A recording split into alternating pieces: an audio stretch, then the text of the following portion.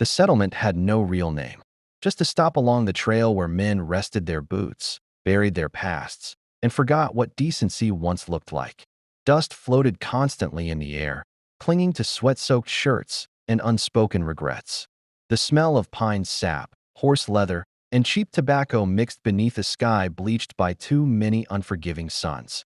A crude platform stood near the edge of the camp, planks stolen from broken wagons, held together by rusted nails and indifference. Men gathered around it.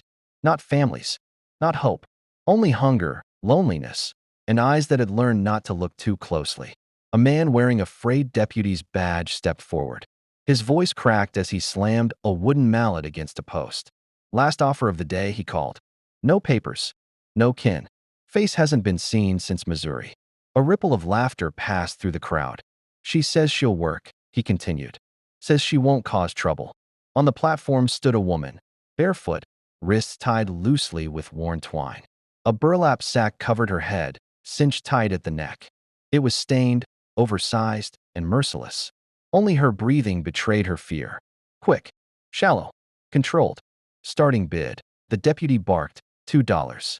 Who's brave enough to take a mystery home? Mockery followed. Could be cursed. Could be dead. Marry the sack instead. Several men turned away, uninterested. Others stayed simply to witness humiliation. The woman did not move. Then the crowd shifted. From the back stepped forward a man who did not belong to the noise. He was tall, broad, his coat patched but clean. Mud caked his boots. A black hat shadowed a weathered face carved by wind and years among trees, not people. An axe hung at his side, its handle wrapped in cracked leather. He stopped at the front. $2, he said. The camp fell silent. The deputy squinted. "You heard me, lumberman. You don't even know what you're getting." The man's voice remained steady. "I know enough." Snickers rose again. "You sure about that?" the deputy pressed. The man glanced once at the woman beneath the sack. "I'm not buying a thing," he said quietly. "I'm choosing a life." Even the wind seemed to hesitate. The deputy swallowed, scribbled quickly, then shoved the paper forward. "Name? Silas Boone," the man answered. "Profession? Timber cutter. Northridge line." Silas signed without hesitation. The deputy turned to the woman. "Law says you speak your name." For a long moment, nothing happened. Then, barely louder than breath, a voice emerged from beneath the sack. "Annabelle." Crow. Silas stiffened. Not dramatically, not visibly, just enough. A name buried beneath years of snow and blood and silence clawed its way back into his chest. Winter. Firelight in a cave. A voice trembling but alive. He did not ask questions. He stepped forward and gently took her arm, not as a claim, not as an order, but as a promise. "You're safe," he said softly. No one stopped them as they walked away. No jeers. No laughter. Only the sound of boots on wood and a name echoing between two souls who had once survived the same darkness. The forest closed around them as the trail narrowed. Pines towered overhead, muting the daylight until even the sun seemed unsure it belonged there. Annabelle walked behind Silas, careful, silent. The sack remained over her head. When the wind tugged at it, she adjusted it instantly, reflex born of fear. Silas led the mule without looking back. The silence between them was not uncomfortable. It was earned. They reached the cabin just before dusk. Built of dark pine, sturdy and modest, it leaned into a rise of earth that shielded it from the northern wind. Firewood was stacked neatly. A rusted horseshoe hung above the door. Silas opened it and stepped aside. "No one decides your place anymore," he said. "Choose where you feel steady." Annabelle entered slowly. She stayed near the far wall, knees drawn in, alert but composed. She did not remove the sack. Silas went about his work, starting the fire, boiling water, moving with practiced calm. No orders. No questions. Soon, warmth filled the room. The scent of smoked meat, salt, and a trace of cinnamon drifted through the air. When the meal was ready, Silas placed a bowl near her and returned to the table. Minutes passed. Then her muffled voice. "What is it?" He stirred his bowl once. "A meal for the ones who made it through." She hesitated. "I used to cook too," he added, "even when I ate alone." She slowly lifted the spoon beneath the sack and ate. Careful, quiet. She finished every bite. That night, as the fire settled into glowing embers, she remained awake, but she no longer trembled. And for the first time in years, Silas Boone set 2 bowls on the table for someone who was truly there. Silas remained seated by the hearth long after the fire had settled into a steady glow. No lantern burned beside him. He had learned long ago that flame alone was enough to see what mattered. Shadows stretched across the log walls, bending and shifting like old thoughts that never truly left. Outside, the forest breathed, low and aching, its wind threading through the trees with a sound he had known most of his life. He leaned forward, resting his forearms on his knees, letting the heat reach his skin. But warmth was not what stirred him. 3 winters ago, a season so brutal it stripped the land bare of mercy. Snow hardened into glass. Each breath cut the lungs raw. He had gone too far north chasing timber, convinced pride could outlast cold. It couldn't. He remembered the fall, the sharp twist, the helpless slide, the way the snow swallowed him whole. He remembered thinking, briefly, that the quiet was peaceful. Then hands, rough, determined, dragging him through pain and stone and darkness. He woke to firelight inside a shallow cave hidden behind a curtain of ice. The flames hissed softly, guarded against the cold. The smell of something bitter and green filled the air. Across from him sat a woman. Her face had been covered then, too. Sackcloth tied carefully, not cruelly. Layers of mismatched wool clung to her thin frame. Her movements had been precise, practiced. "You don't need to know who I am," she had said, her voice steady despite exhaustion. "But I won't leave you to die." She fed him bark broth, set his leg, kept the fire alive through the night. By morning, she was gone. All she left behind was a folded square of cloth, purple flowers stitched unevenly into faded fabric. Silas still carried it in his coat. And now, here, in his cabin, sat a woman with the same quiet hands, the same guarded breathing, the same voice that lived beneath the words. Annabelle Crow. He did not need proof. He had known the moment she spoke at the auction. That night, he said nothing. Some truths needed space to breathe. Morning arrived gently. Mist curled low around the roots of the trees, clinging to the earth as if afraid to rise. The forest held itself still, respectful. Annabelle stepped outside alone. She moved toward the tall pine at the edge of the clearing, its trunk scarred by age and lightning. The sack still covered her head, but her steps no longer faltered. She sat at the base of the tree. Sunlight filtered through the branches, touching her face through the fabric. Slowly, hesitantly, she loosened the knot at her neck. The sack slid upward just enough to free her breath. It was not rebellion. It was permission. Silas watched from the side yard, kneeling beside a basin, oiling the teeth of his saw. He did not approach. He did not interrupt. After a moment, he spoke. "I once got lost north of Black Ridge," he said, voice even, eyes on the blade. "Winter took me down. Someone pulled me out." Annabelle stayed still. "She never showed her face," he continued. "Didn't give her name." He paused. "But I remember her voice." Silas lifted his gaze, not to stare, but to be present. "Yours sounds the same." The forest went silent. Fabric shifted. When he finally looked fully up, the sack rested in her lap. Her face was uncovered. Human. Worn. Marked. A long scar curved from her temple down toward her jaw. Old. Deep. Unhidden. She met his eyes without apology.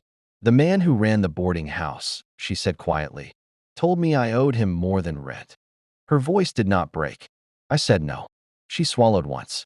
"He came at me. I pushed him. He fell. A breath. They said I planned it. That I wanted him dead." Her fingers curled around the sack. "They sold me to settle his debts. Covered my face so it was easier to forget I was human." Silas stood slowly, wiping his hands clean. "I wore it so they wouldn't decide my worth before I spoke," she said. "I'm tired of hiding." Silas nodded once. "Thank you," he said, "for trusting me with it." She exhaled, and something loosened between them. Sunlight spilled into the cabin the next morning, pale and careful. Dust drifted through the beam like quiet blessings. Annabelle rose from the cot without reaching for the sack. Her hair lay loose against her shoulders. Her movements were still guarded, but no longer fearful. For the first time, she stood in the room without trying to disappear. And Silas, watching from the table, did not look away. Something had changed. Not loudly. Not all at once. It was the kind of change that happens beneath frozen ground. The moment the ice loosens, long before anyone sees green. Annabelle woke to sunlight spilling through the narrow window. Dust drifted in the beam, slow and quiet, like the room itself was breathing easier. She rose expecting the familiar. The tin cup, the worn bowl, the same small rituals that had helped her stay invisible. Instead, she stopped. On the table stood a mirror. Small, upright, silver-framed and old, its edges worn by years, yet polished clear. It had been angled carefully so the morning light touched it gently, illuminating, not accusing. Beside it lay a scarf, sea green silk, faded in places, folded with care. Not placed like a gift, placed like something that already belonged. No note, no explanation. Annabelle stood still, listening to the quiet crackle of the dying fire, the soft awakening of the forest outside. She approached slowly. When she looked into the mirror, nothing surprised her. She knew her face, knew the scar, its path, its weight. Her fingers lifted and traced it, familiar as a scar carved into stone. But this time she did not flinch. The scar remained. So did she. Her gaze shifted to the scarf. She lifted it, feeling the softness slide through her fingers, cool, gentle, intentional. She wrapped it around her head, not to hide, but to shape. Not out of fear, but choice. In the glass, a different woman stood. Not the figure on the auction block. Not the ghost of winter caves. A woman upright. Scarred, yes, but present. Behind her, boots whispered against the floor. Silas stood in the doorway, one shoulder resting against the frame. He had entered without sound, as he always did. That scarf, he said quietly, belonged to my wife. Annabelle's fingers paused. She wore it when she needed to remember who she was, he added. I thought it might help you do the same.